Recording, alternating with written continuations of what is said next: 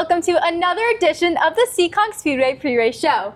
I'm your host, Giuliana Vanasse, and if you're looking for an excuse to spend the weekend at the action track of the East, well, congratulations, because we've got about a dozen of them just for you. Fast Friday is loaded up with Triple Crown action. NASCAR Saturday features the Everett Auto Parts 75 for the late models, the Pro Stock Triple Crown, and we've even got the senior auto racers rolling into town. And joining me this week is someone who knows a thing or two about racing late models here at Seekonk Speedway. Former two-time late model champion, current car owner, and professional race fan, and yeah, my dad, Ryan Vanasse. Giuliana, I appreciate the former champion. Usually I'm just introduced as that guy, or Giuliana's dad, or Ryan's dad. So honored to be here today. I mean, you are retired now, so you kind of have a spot here. I don't know if we use the word retired. Fair. Just taking a break. Fast Friday is absolutely stacked in Triple Crown races for the Sport 4s, Crown Vics, and Pure Stocks. Plus, you also have the Nick's Pit Stop Legend cars, the Bandolero Bandits, Outlaws. Basically, if it has wheels, it will probably be racing this Friday night. Honestly, it's one of those nights that if you take a blink, you're going to miss all the action. Let's start off with the Nick's Pit Stop Legends. Jacob Rowdy Burns has won 4 of the 6 races after a harsh opening week for him. And at this point, the rest of the field has to be checking his schedule to see if he's taking any vacation time anytime soon. Listen, I'm sure they already looked, right? But at the end of the day, these guys are in the garage, they're working hard, they're trying to make their stuff better.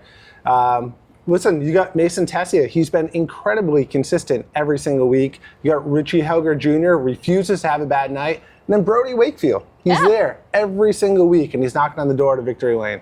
Sooner or later, somebody's going to be answering the call. Brody's definitely been one of those standout drivers. He's come a long way since his rookie season. He's getting more and more consistent. Now let's move on to the Pure Stocks, because the Pure Stocks continue to refuse to pick a favorite driver. There's been 4 races, 4 different winners. It's like Oprah handing out trophies. You get a win, and you get a win, you get a win. Honestly, I'm wondering who is next.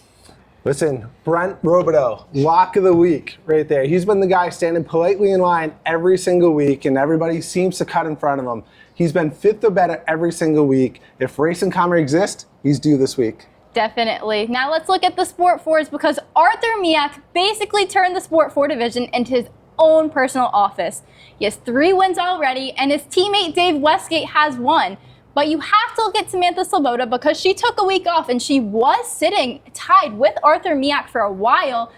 Now she's dropped a little bit in points, so definitely there's some more pressure on her. She's been one of the most consistent drivers. Whenever she's here, she gets a podium. What do you think she's going to do this week? I don't know, missing 1 week, right, and still being one of the biggest threats tells you something that everybody needs to know. She's been on the podium every week. She's raced. She's definitely one to watch. Now let's look into the Crown Vics, because if you're speaking of streaks, we gotta look at Mike Cavallero. 4 straight wins. Can anybody please unplug this guy, because he just seems to take the win every time. I don't know if you were watching last week, but Dylan Cabral almost did. Those two were putting on one of the best races of the season. Mother Nature came though. Yeah. Mother Nature almost won. If I'm a betting person, which you know I am, it's Cabral. Before we get to the Bandoleros, it's time for this week's Fast Friday hot seat. He's been one of the hottest drivers and most consistent this season. After pulling together an impressive win streak and 2 Triple Crown wins in the Bandolero Outlaw division, Luka Dib has quickly established himself as one of the drivers to beat every time he unloads his number 13 machine at the action track of the East. I caught up with Luka to talk about handling the pressures about being at the top, what he's learned, and what it is going to take to keep his momentum and hot streak going. This week, Luka Dib enters in the hot seat.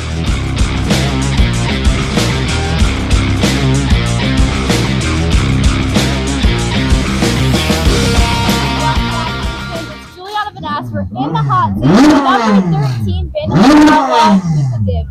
Luka, your season is off to a great start. You've gotten 3 wins in a row. What's clicking for you in the team so far? Well, me and the team, we've just been trying to get everything out of this car we can do, and it's been showing on the track. You're heading into round 2 of the Everett Auto Parts Triple Crown. Does that change your approach in any way going into tonight? No, we're just treating it like any other race. but that doesn't mean we're treating it any less than any other race. All right, I have a very important question. If we're going into the last lap, you're sitting in second place, but a spot in turn 3 opens up. Are you going to take the aggressive approach or go for it? Or are you going to sit back and hope that it gives you some good points and take the easy way out? I would take the aggressive way and try and get a better spot. Why? I don't know. It just seems like it's the right thing to do. Right? It's boring playing it safe, right? Yeah. The Bandolero Outlaws are a pretty tight field. You have a lot of friends, but what driver would you say makes you better? The driver that makes me better, probably, like on the track. Yeah. Ryder Aguiar is a pretty good driver. We're friends, but like on the track, we battle sometimes, and it's pretty fun. Are there any moments throughout your career that maybe made you be like, oh my gosh, I want to quit race cars, or do you use those as learning curve moments? Yeah, there's definitely been some moments where it made me want to quit, but it's too fun to quit. I just can't Now, last question, I'd say it's pretty important. What is your favorite thing to get for pre-race snack? Pre-race snack, I would get Cool Ranch Doritos. All right, good luck tonight. Thank you so much. You did a great job. All right, Let's head on over to the Bandolero Bandits because it's been a Solomito family reunion. Landon has 3 wins this season, and Brody has quietly been one of the most consistent rookies all season, getting some podiums himself. Yeah, listen, don't overlook Toby O'Clair and Elias Dibbs. Every week they're getting a little closer. You can almost hear Victory Lane warming up to them. Meanwhile, if we head over to the Outlaws, they have been living in Luka Dib's world. 4 straight wins, Triple Crown victories. Everybody else is just trying to pay rent.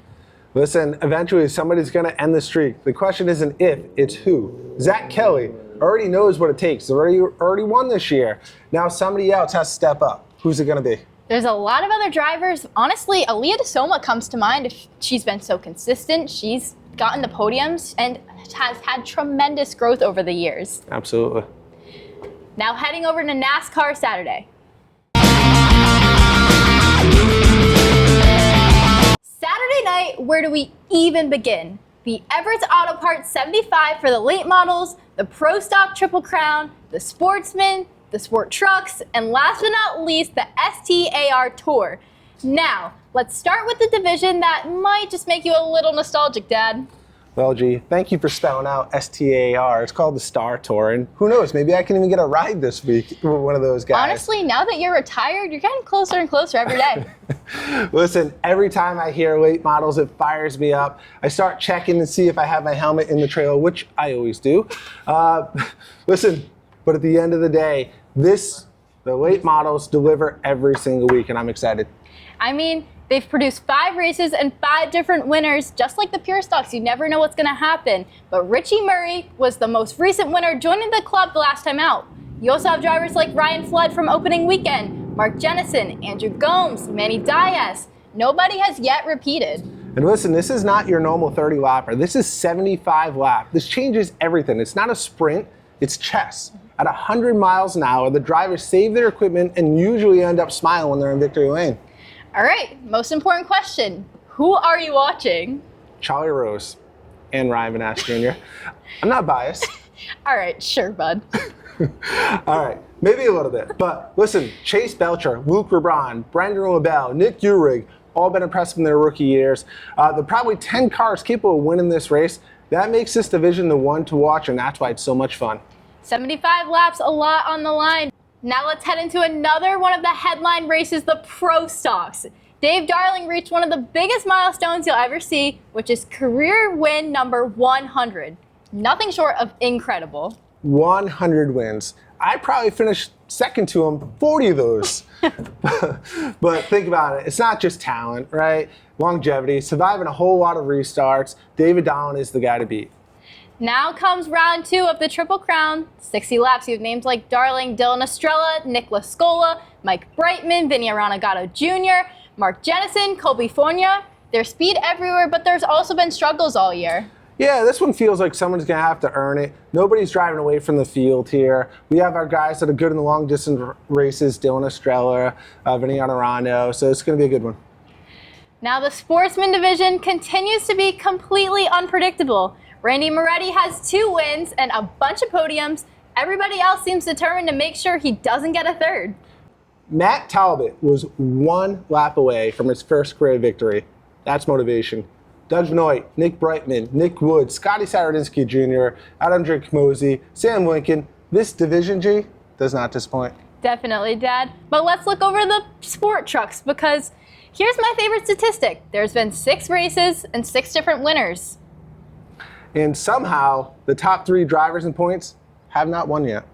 Honestly, I can't believe that, but it just shows how long-term consistency over the season will always prevail, especially with this new championship point system. Yeah, honestly, it's strategy, right? You have drivers like Scott Custodio, Jake Venata, Tommy Adams. They've been proven every single week that they are not just collecting points, but they're out there for trophies as well. Mm-hmm. Honestly, it's not a terrible strategy. We've been there, done that. Yeah. Because eventually, the consistency gives drivers the confidence to eventually park the machines in victory lane. A driver I would definitely keep my eye on is Colton Teague, especially after he came just inches away from his first win. We saw it last year with Ethan Heilborn battling to the end, and that gave him the confidence to win. Honestly, I feel like those close battles is usually how it starts.